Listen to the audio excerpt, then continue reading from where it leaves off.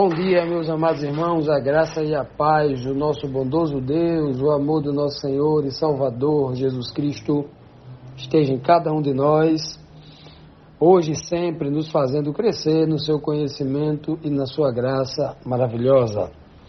Essa semana estamos estudando sobre quem é o Deus de João. João aprendeu nas doutrinas ensinadas por Cristo Jesus que quem era o único Deus, quem era o verdadeiro Deus, quem era a pessoa que deveria ser chamado de Deus, quem era o ser altíssimo, todo-poderoso que era Deus. João aprendeu com quem, né? A gente sabe que é com Cristo. Ele aprendeu com Cristo sobre quem era o verdadeiro Deus. Estamos estudando isso essa semana, até ontem, quarta-feira. Todos os versos, de forma inconteste, apontam o Pai como o único ser, a única pessoa que é o único Deus verdadeiro da Bíblia, né? O Filho dele, Jesus Cristo, não é Deus, mas o Filho de Deus, né? Pois bem, hoje na quinta-feira, dando continuidade ao raciocínio que nós estamos buscando na Palavra de Deus, lembrando só que ontem nós estudamos 2 versos, né? O verso de que Deus amou o mundo de tal maneira que deu o seu Filho. Veja que Deus é aquele que dá. O Filho é o que é dado. Então, o Filho não pode ser Deus porque Deus é quem dá. O texto não diz, né? Deus amou o mundo de tal maneira que se deu. Não, ele deu o seu Filho. Ele é uma pessoa e o Filho é outra. Deus é uma pessoa, o Filho é outra pessoa, né? Pois bem, e aprendemos também quando Cristo diz que, disse claramente que se uma pessoa, o pai é aquele que ama, né? É o próprio amor, né? E se realmente o pai, né, que é aquele que ama com amor incondicional, né? Amor de tal maneira o mundo, né? Se alguém quer amar como Deus, tem que amar como Deus, obviamente. Ele diz, se alguém me ama, vai guardar a minha palavra e o Pai também o amará, né? Foi o que nós estudamos ontem. Hoje, na 9ª pergunta, nós temos aqui o seguinte questionamento. Como Deus, o Pai, se fez presente entre nós? Como é que o Pai se fez presente entre nós para cumprir aquela linguagem tipológica, aquela linguagem simbólica, lá de Isaías 7,14, que diz assim, um menino vai nascer, o nome dele será Emanuel, que significa Deus está conosco, ou Deus é por nós, é conosco, né? Pois bem, vamos tentar entender aí, Cristo vai explicar isso agora em João 14,10, quando ele diz lá para Filipe, né? Filipe, não crês tu que eu estou no Pai e que o Pai está em mim? As palavras que eu vos digo, não as digo de mim mesmo, mas o Pai que está em mim, que permanece em mim, é quem faz essas obras, é quem diz essas palavras, né? De outra forma, falando aqui. Pois bem, então, a forma como Deus encontrou para se fazer presente no meio dos homens foi através do templo santo que era a mente de Cristo. O Espírito de Deus, a partir ali do Jordão, quando Cristo sai da água, o Espírito de Deus vem do céu sobre a cabeça de Cristo e habita na mente de Cristo, e aí a presença do Pai passa a estar no nosso meio, porque graças a Ele, Ele enviou um ente santo, alguém que não cometeu pecado, uma mente pura e limpa, onde Ele podia habitar, fazer residência eterna, né? Olha que coisa linda.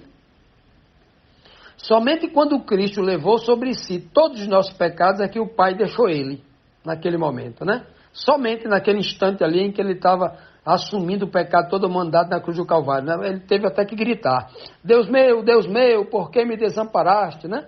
Naquele momento, naquele instante ele fica só, porque justamente ele assimila sobre ele todo o nosso pecado. O nosso pecado é posto nele, sobre ele, né? E aí o Pai não habita onde habita pecado. O Pai teve, né? Cristo se fez pecado por nós, Cristo se fez maldição por nós, sem nunca ter cometido um pecado. Olha que coisa linda, né? Naquele momento, Cristo assumiu a nossa dor, a nossa culpa, né? O nosso sofrimento, as nossas feridas, como as nossas chagas, como diz Isaías 53. Pois bem, então, essa é a forma como o Pai se fez presente. Deus jamais poderia estar presente no nosso meio, porque há princípios bíblicos muito claros. Por exemplo, lá em Isaías 59:2 diz que os nossos pecados fez uma separação entre nós e Deus. Então, a partir do momento em que a gente peca, que Adão pecou, Adão já não vê mais o Pai. A partir daquele momento, Deus estabelece definitivamente um mediador, que a partir de agora, o Senhor elege o seu filho como Elohim, né, o grande Elohim, maior do que todos os Elohims constituídos, do que Moisés, do que Davi, do que os juízes, os sacerdotes, etc. Né? Então, a partir dali, era o seu mensageiro, o anjo do Senhor, quem se apresentava numa sarça ardente para Moisés, quem se apresentava como um príncipe dos exércitos do Senhor para Josué, que se apresentou a Abraão na companhia de 2 anjos e se alimentou com ele, que se apresentou a Gideão, que se apresentou a Manoá, que se apresentou lá, né? Era o filho, né? Que a partir desse momento o homem não pode ver mais a Deus. O homem vê Elohim, mas Yahvé jamais, Deus o Pai jamais. Como diz o texto de João 18, né? O Deus invisível foi revelado a nós pelo Filho unigênito, né? Como diz lá em 1 Timóteo 1, versículos 16 e 17, o Deus invisível, né? 1 Timóteo 6, 17, o Deus invisível que habita na luz inacessível, que o homem nem pode ver. O homem não pode ver, porque se vê, morre. Né? Então, qual é a única forma que Deus encontrou para, entre aspas, estar no meio dos homens? Na mente de Cristo. Habitando espiritualmente a mente de Cristo, Deus esteve no nosso meio. Por isso que fala: Felipe, eu estou há tanto tempo com você e você não enxerga. Veja que Cristo não está dizendo enxergar o Pai fisicamente, né? Mas Cristo, como toda fala de Cristo é espiritualmente, está dizendo: você não consegue enxergar, não, o caráter do Pai em mim, eu manifestando a bondade de Deus, eu abrindo a boca e pregando. É o Pai que está falando por mim, Felipe, você não percebe isso, não? Eu estou dizendo para você que eu sou o enviado de Deus para falar as palavras. Então, as palavras que eu sou o enviado não faz sua própria vontade. O enviado, ele é obrigado a fazer a vontade daquele que o enviou. Então, se eu estou falando para você aqui 2 horas, Felipe, se eu estou pregando para você há tantos anos, como é que você pergunta para ver o Pai? Você está querendo ver fisicamente, é? Ora, o mais importante é ver espiritualmente. Porque Deus não leva em conta a aparência, Deus vê o coração. E Ele vai, nesse princípio, revelar para todos os homens a questão espiritual. Como é que você não entende isso, Felipe? Né? Você crê que eu estou no mesmo espírito que o Pai? E que o Pai está em mim espiritualmente? Ó. Ora, Cristo não estava dentro do Pai fisicamente, Cristo estava aqui na terra. Cristo era um homem comum ali. Quando Filipe orava para ele, era um corpo ali humano comum, que Filipe estava olhando, tocando.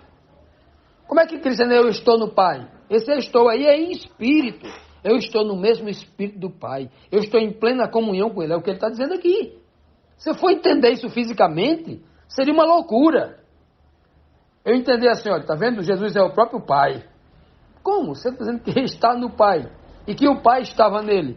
É uma linguagem espiritual. Paulo vai explicar isso, dizendo claramente que nós somos o templo onde Deus habita. Cristo era o templo. Cristo era tanto o templo de Deus que ele chegou lá diante dos sacerdotes, os líderes, né, religiosos lá no templo, falou assim: derrubem este templo, falando do corpo dele, e em 3 dias será reedificado. Então ele falou assim, né? Eles não entenderam que Cristo não estava falando do templo de pedra reconstruído por Herodes, que durou 46 anos, né? Cristo estava falando do corpo dele, da mente dele. Em 3 dias, essa mente será ressuscitada pelo Pai. Olha que coisa linda. Então, é aqui, olha. Então, Deus o Pai nunca esteve presente fisicamente, ou melhor, corporalmente no nosso meio. Deus se fez presente na mente de Cristo, o grande templo espiritual limpo, perfeito, que não cometeu pecado. Foi aí que ele esteve no nosso meio. Então, Deus o Pai é uma pessoa, Jesus Cristo é outra pessoa. Deus se faz presente na mente de Jesus Cristo, do ser humano de Jesus Cristo. E Paulo diz que nós, seres humanos, também somos templos do Espírito de Deus. Deus o Pai se faz presente em nós espiritualmente. Continuando, amados, vamos aqui para a pergunta 10, a próxima pergunta, que diz assim: além de curar através de Jesus, que mais fez Deus o Pai por intermédio do seu Filho amado? O que mais Deus fez? João 12, 49, Cristo vai dizer assim, ó, dizendo ali para os seus discípulos, né? Porque eu não tenho falado de mim mesmo, mas o Pai que me enviou, ele me deu mandamento, me deu uma ordem, eu tenho que cumprir. Imagina um Deus recebendo ordem de outro, né? Ele me deu mandamento sobre o que hei de dizer e sobre o que hei de falar. Olha que coisa interessante. Se Cristo é chamado de a palavra de Deus, desde o Antigo Testamento, na condição divina, tudo que ele estava falando ali para Moisés, ele estava repetindo na íntegra o que o Pai mandava ele falar. Já que o pecado de Adão fez separação entre Deus e a humanidade. E o Filho, que é o único mediador entre Deus e o homem, entrou em cena, desde o Antigo Testamento. Então, desde lá, o Filho de Deus é o meio pelo qual o Pai se comunica, o Pai se faz presente aqui na Terra. Ok? Então, isso deveria ser muito claro na mente das pessoas que examinam essa questão da relação entre o Pai e o Filho, e a relação entre Deus e a humanidade, que só ocorre através do mediador, o Filho, né? Pois bem, então Cristo vai dizer bem claro aqui, olha, preste atenção aí, olha. Todas as palavras que eu tenho falado para vocês, todos os ensinamentos, toda a sabedoria em forma de doutrinas, em forma de ensinamentos que eu tenho passado para vocês, não são palavras minhas. Porque eu não posso transmitir aqui as minhas próprias ideias.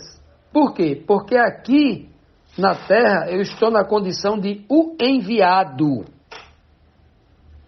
Então, o enviado primeiro, você só pode ser enviado se você for inferior ao outro. Não é? O termo enviado, tanto no grego, quanto no hebraico, quanto no português, quanto em qualquer língua do planeta, enviado quer dizer, você só é enviado se você é inferior, se você é servo de alguém. Alguém envia você. Se você foi levar uma mensagem, se você é igual, imagine que você é o comandante de um batalhão, juntamente com outro comandante, são iguais. Todos os dois têm o mesmo peso, são, como diz na doutrina da Trindade, são co-iguais e co-eternos, são iguais em tudo, poder e autoridade em tudo, né?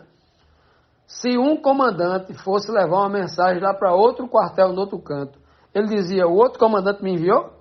Ele dizia, eu vim por mim mesmo. Eu tenho a mesma autoridade, né? Eu posso até ter combinado com ele, mas ele não me enviou, não.